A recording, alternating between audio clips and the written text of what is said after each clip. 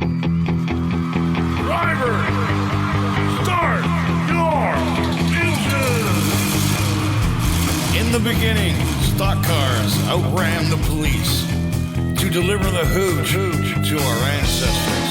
So sweet. Are you ready for a trip down victory lane, where Richard Petty's winnings were insane and Dale Earnhardt put everyone to shame? Canadian Junior Handley is in the Hall of Fame. Live from Haldeman County, it's time for the Driver in Deep podcast. Are you ready?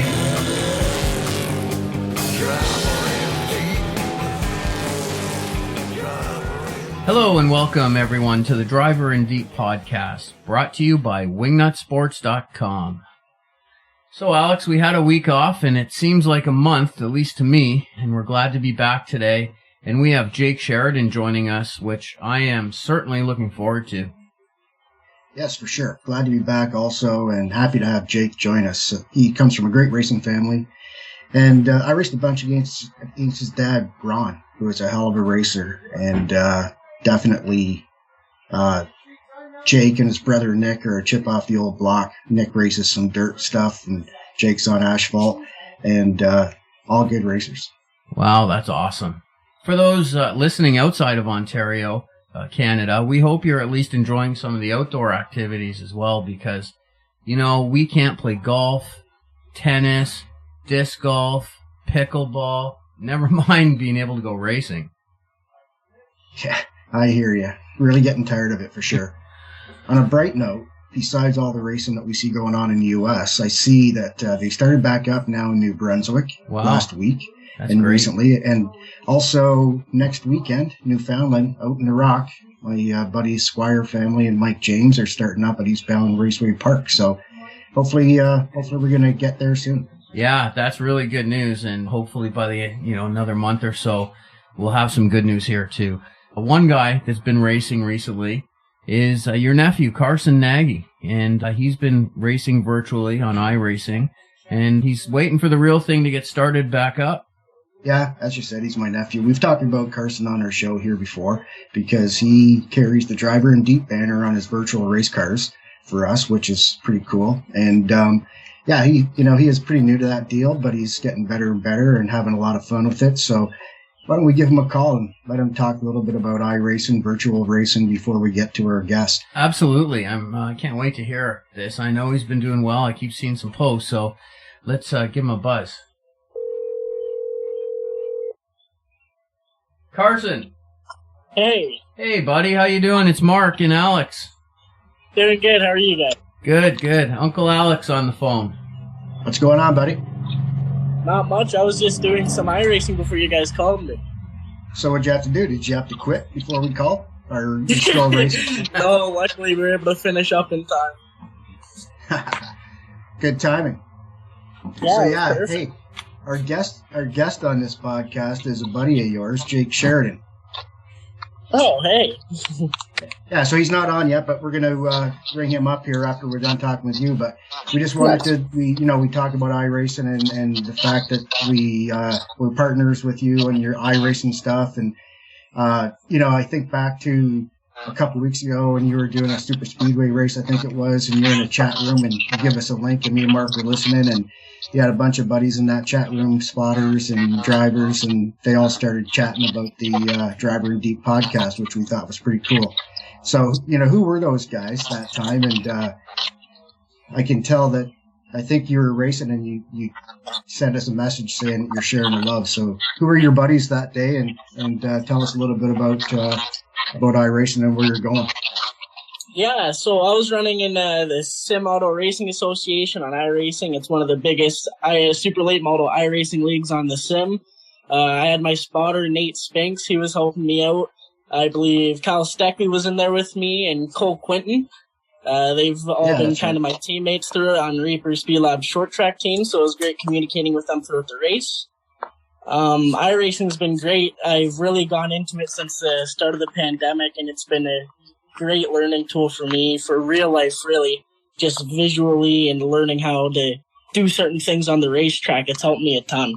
tell us a little bit about your iRacing and what kind of successes you've had, and if you've been able to race against anybody famous in the real world. Yeah, so I've been somewhat successful. I still have to get a lot better on the sim, but I've been learning tons working with guys I raced with in real life, like Trayton Lapsovich and Tyler DiVincenzo. I've been able to work with them on building setups, and they've helped me succeed a ton on iRacing so far. I've been able to race with guys I've looked up to for years. I did a street stock race with Dale Earnhardt Jr. not too long ago. I've been able to race with my favorite NASCAR driver, Kyle Busch, before. It's been awesome just making connections on the sim and meeting new people. That's amazing. Cool. Your aunt was pretty excited when you got to race with Kyle Busch. Yeah, I'm surprised I didn't receive a text saying to wreck him. Yeah, I'm surprised you didn't get me and Mark to pull your sponsorship after that deal. Yeah.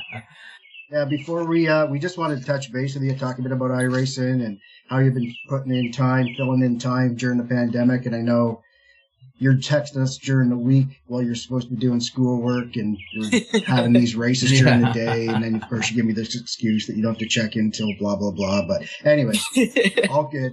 But before we let you go, what's happening in 2021? Do you know yet as far as what you guys got cooking for the real race car? We have a plan on what we want to do. We've been working so hard along with Junior Hanley this offseason, just figuring out what we're going to do, and I'm sure we'll have some news coming out shortly about what our plan is set in stone, but we've been working hard over the off season, that's for sure. Oh, that's great. And listen, I just want to give you a little bit of advice. If, I want to keep you healthy and safe while you're out there, so make sure you stay off the pogo sticks, okay? I hear they're pretty dangerous. Yeah, I learned that lesson from my mom. Yeah. Well, were you watching live or were you seeing the She for Real video? Oh, I saw the She for Real video after. Nice. Well, listen, you probably got another race you got to get to today, so we're going to let you go, but we just want to touch base and tell you thanks for flying our banner, and look forward to your successes. Keep us posted. And as we get closer to the race season, maybe we'll get you back on and talk a little bit about the real stuff. Absolutely. Thanks for calling me, guys. Hey, you're welcome, and good luck this year, okay, buddy? Hope you get in that car. Yes, thank you. Bye for now. All right, let's bring in one of the young guns in pro late model racing in Ontario, Jake Sheridan. How you doing today, Jake? Hey, Alex. Doing good, man. Appreciate you guys having me on here. It's fun to be a part of this deal, and looking forward to it. Hey, Jake, Mark here. Thanks again for joining us. I'm guessing that you're chomping on the bit to get going this year, especially with a limited schedule last season, and it looks like this season's going to be delayed again as well. Yeah, for sure. It's unfortunate, obviously. I mean, nothing anybody can do about it. Not like anybody's having more fun than anybody else, that's for sure. But we're all looking forward to it for sure, and counting the days down, like you say. Yeah, it's been a battle for sure. One thing, I guess, it gives you lots of time to get your car prepared. There's no excuse this year, I guess. So, Jake, you're still a young guy. I think you're 19 years old now. You got a lot of career ahead of you still. And, I know that racing is what your family does. Your dad being an accomplished racer who I had the pleasure of racing against quite a few times, and your younger brother, Nicky, who's also a great racer, racing on the dirt side. I got a question about that. So, did Nick go to dirt because he didn't want to kick your ass in asphalt? Well, trying to keep it civil and family. I don't want to embarrass him too bad. But, no, seriously. No, it's all good. I mean, actually, just 18 now. I just turned 18 about half a year ago, so it's all been good. I mean, we just kind of had it's been our family time ever since we started. Right, we started at a young age. Obviously, my first year was the same year my dad retired, so we just kind of kept it going on. And I mean, Nicky come in 3 years after I did. He's 3 years younger than me, so that was the rule. We wanted to race at 4 years old. We had to wait till we were 7. So we both started at 7, and it just kind of carried on smooth. I mean, it just kind of flowed natural for a while. We just had a lot of fun with some go-kart stuff, and then once we started doing some bigger races, kind of when we realized, like this might be something we carry on for a long time. Like we started doing stuff in North Carolina, and the go-kart went to Millbridge a few times, and won a couple of races down there against Elledge and stuff like that. Just started having fun and kind of went, man, like this might be something that we carry on for a while actually have some fun with as a hobby. So it was it's all I think what makes it fun for me is doing it with the family, doing it with Nick and doing it with Dad. It's kind of our deal, and it's how we gel and get together. And Nicky, like you say, good race car driver, but he's so smart, and he just gets the setup side of it. He's like my little crew chief, and it's a lot of fun to have him with us. Did both of you guys start in the same cars, Jake? Same type of cars? Between our, I guess how long would it have been? We were 7, and I went till I was 11 on the dirt. I run back and forth between the legend car and the dirt car when I was 11. You're supposed to be 13. I started when I was 11 at Grand Bend, and I kind of did that year split back and forth. And Nick and I we had 2 cars in the time we were there, and my first car was Nick's first car. When he started, I got a new car, and then he took on my other one. So we kind of did that. And then once I went up on the asphalt side there, Nick got a new car. They call them 500s. They're Outlaw Series. They put a little CR 500 2-stroke motor on go-karts, and that's what they run in Millbridge, the big time stuff. And once he did that, he got another car, and he carried that on for 3 more years after that. So, but yeah, almost other than that, every car we raced in the go-karts, we both ran in. Cool. Yeah, that's great. Jake, your home track is Delaware Speedway, and you started there in a super stock, I believe, and then you transitioned into a pro late model. How did your stay in super stocks go, and when did you know it was time to move into the late model? Yeah, actually, that's a good question. It's kind of how I think we rolled every series the same. We had a lot of fun, actually, in super stock racing. I think it's still one of the most fun divisions in Ontario. If you just want to get down to some real racing, Saturday night, whatever, pack up afterwards, have fun, be able to talk to people, and go home after, and just stop it there and just have some real racing. I think it's probably our best division in Ontario to race in. But we run 2 year super stocks at Delaware, and first year we got Rookie of the Year, and I was 15, and I can't remember where I finished the points, top 5 anyway. And then the second year we won the championship and went to the young at 16, and it was all going good. And we had a couple of deals open up where people wanted the car, and there was a good used late model at McCall's we were looking at. And it just kind of really seemed to flow. I mean, our number one rule of racing has always just been to pick the path of least resistance. And it just kind of flowed that way. And I thought, okay, I guess if this is when we're gonna make that step, I guess it's now. No better time in the present to kind of learn and figure out how we're gonna do it. And it just kind of flowed. It all worked in our favor. And that next thing you know, 17 years old, my first year at late model at APC in Delaware. Yeah, and then the next year, you went to run in. I don't know if you're Rookie of the Year at Delaware at the late model, but you were in 18 when your first year you went to APC Series. You were Rookie of the Year there, right? I did at the same time, 17 years old. I'm only 18 now. No, 2018, sorry. Yeah, no, you're correct. So, yeah, we did it at the same time. We did it the same year at Delaware. Oh, okay. My rookie year at Delaware and rookie year at ABC was the same year. So we kind of found a lot at the beginning. And I remember it seemed like we thought it was gonna be fun and cool. We went to Delaware, ran the first race, won our first night, and everything was going cool. The next race, we had a double header. We had a week in between. We had our Friday night Delaware race. The next Saturday was opening APC late model Sunset season opener. We're all excited, and we're passing a lap car on the 2 laps to go in the feature, leading the race, and the car underneath us broke a trailing arm, and we toasted her at Delaware.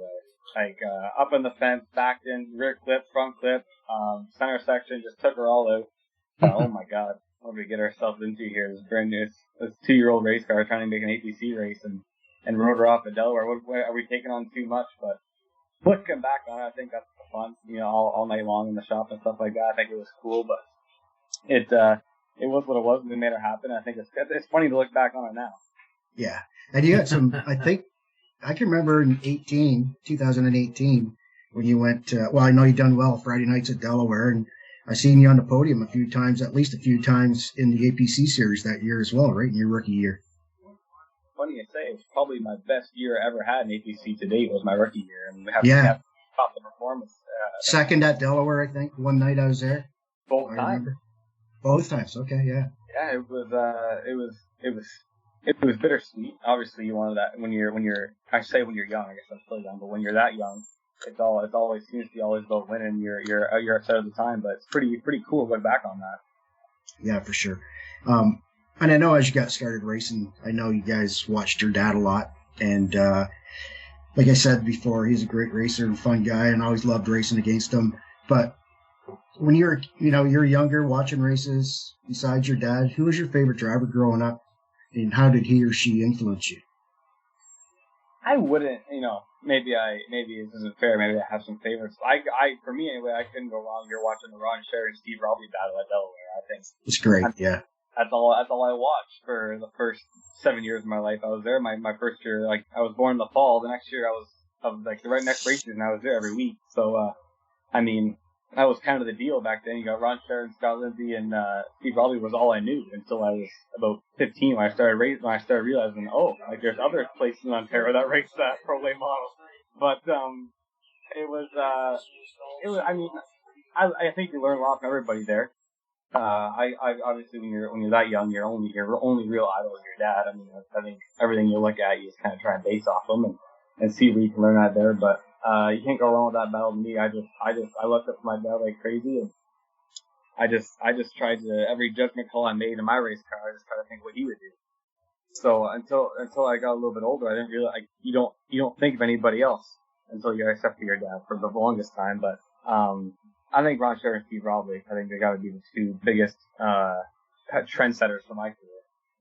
Yeah, I think two good choices. And Scott Lindsay, I loved racing with him too. He was a hell of a competitor as well.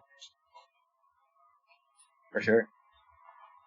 So, Jake, of all the people you've raced against so far, is there anyone who you could say that you have your biggest rivalry with, or somebody that you would say that you enjoy racing with or against the most?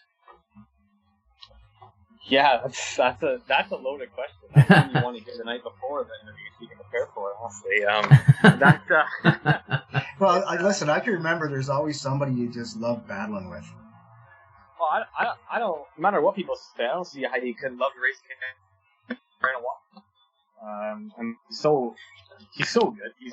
He's so fast week after week. We've had our run-ins, everybody. Nothing was ever intentional. As far as rivalry goes, I don't see any rivals in my mind. I'm sure there's people that consider me a rival in their eyes, but I've learned a lot racing against Brent Watson. We mentioned the Delaware nights. I like that one. You were talking about watching me finish second. I led 89 laps, and he passed me with 11 to go, and just schooled me on a restart. Like I was standing still, and I thought, well, that wasn't really cool. But looking back on it, typical Brandon. Yeah, exactly. Well, it's funny you said that, because I was over with you guys after that race, and you were shaking your head because you knew you kind of let it slip away. But man, when you get beat by, at that time for sure, when you get beat by the best, it's disappointing. But the biggest thing is if you learn from it, which I'm sure you did. Oh, I think we talked about it probably too much for our own good. But like Saturday nights during COVID, sitting at the home, nowhere to go, talking about it with the family. That's one race I'd like to get back. I feel like if I was there now, I think things would be a little bit different. But yeah, there's no better time to learn than in your rookie year. That's you got to get the most time to use that knowledge you learned. I guess you learned that early. Absolutely.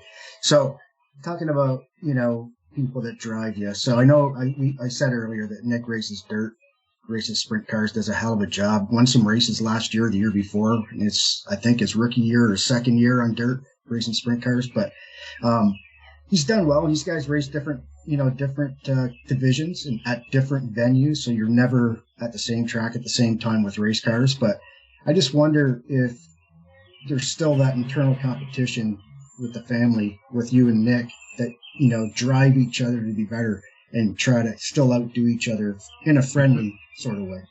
Oh, for sure. And honestly, with my brother and I, it's the friendliest way possible. I don't think I've yet to meet a set of siblings that get along as well as we do anyway. But for drive, man, the guy drives me, because he always races Friday and I race Saturday, and he seems to win a lot. And I think, well, shit, I better step it up a little bit here. He won Friday. I should probably try and win on Saturday. But no, he amazing race car driver. He's had a lot of success the last 2 years, and it's cool to see.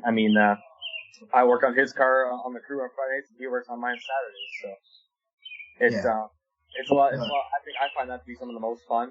But as far as drive goes, yeah, probably my biggest drive. He's my tire guy on Saturdays at APC races, and he's on the radio as well. So he plays a big part in my racing as I feel we do with each other. So big part of my career. I mean, I look at him a lot. I mean, it sounds silly to say like my younger brother being like that, but we got each other a lot, and I think it's I mean, I don't know if I would call it, I don't know if you can call it success or not. I'm going to call it success. I think that's a big part of it. Yeah, I agree. These two are definitely, you can tell how close you are and how hard you work for each other when you're at the racetrack helping each other. It's awesome to see.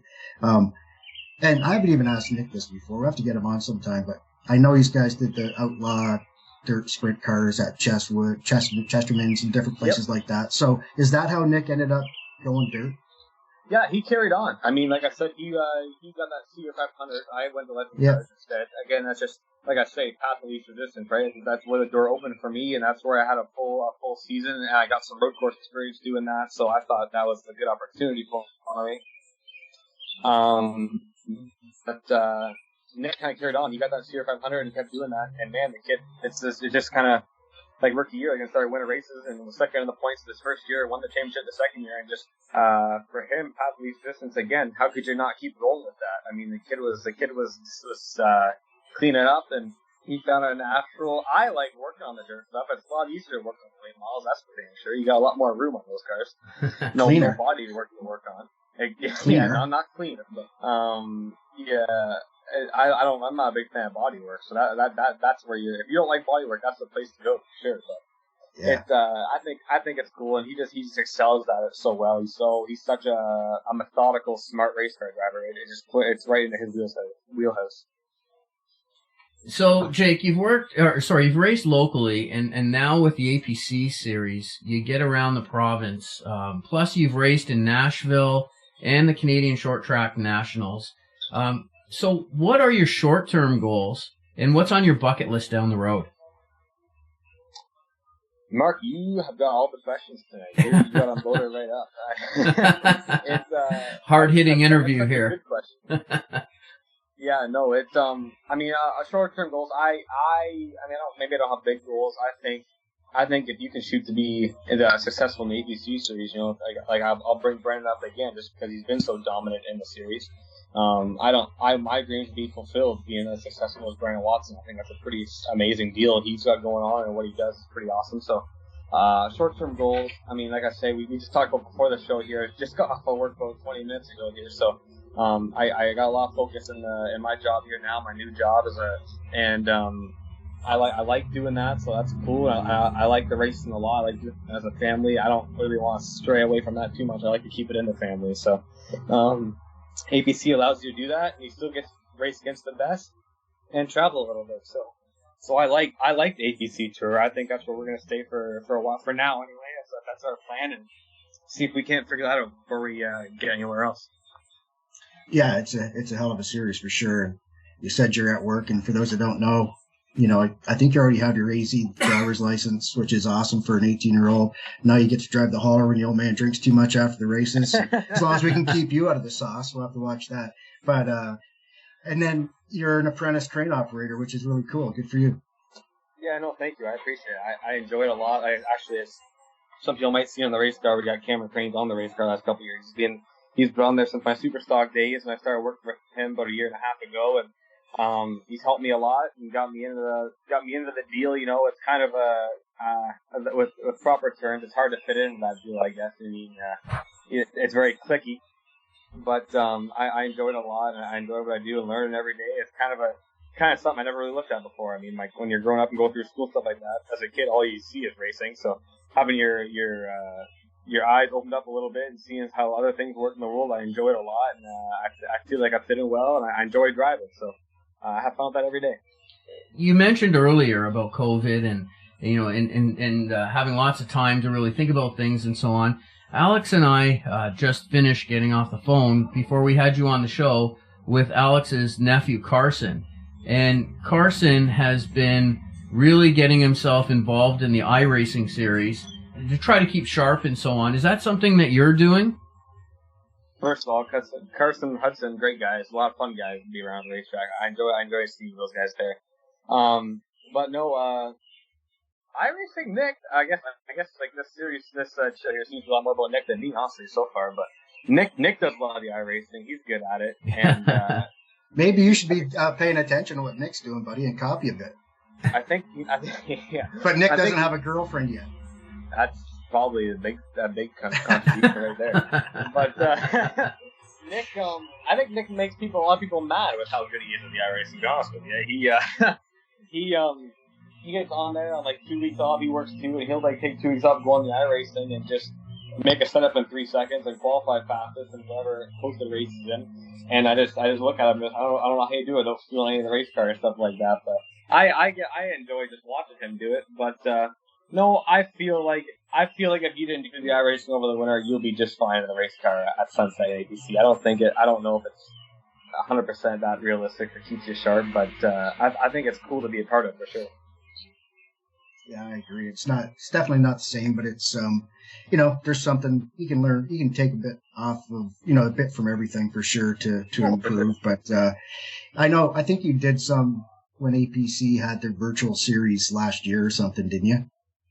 I tried to qualify. I think I qualified like 17th. That was embarrassing enough for me. Hey Jake, how about any other hobbies you have outside of racing? The crane stuff really takes up my time anymore, honestly. I mean, I can't believe how busy we are through COVID, to be honest with you. When you see plus hour weeks every week, it doesn't leave much time with the crane stuff. And then working on race cars. But other than that, I mean, like we already talked about girlfriends. I got a great girlfriend, Kaylin. I mean, she's so supportive of the racing. She was there a year before the COVID stuff like that. So it's a lot of fun to have her around and just spend some time with the family and stuff like that. I mean, just working at racing takes a lot of your time. Racing. I think Alex knows this for sure. With his days, racing is enough to be a full-time job. So yeah, trying to do that on the side and work is difficult enough as it is. But I enjoy where I'm at now, and doing both, keeping busy makes me happy. So that's great. Well, buddy, we're gonna let you get back to dinner. I know we appreciate you rushing home and getting on and doing this interview. I was really excited to have you on. I know Mark was as well, and say hi to your mom and your dad and Nikki for us, and best of luck this year. And I hope that we get through all this crap soon and we all get to go to the racetrack and hang out and race and drink some pops.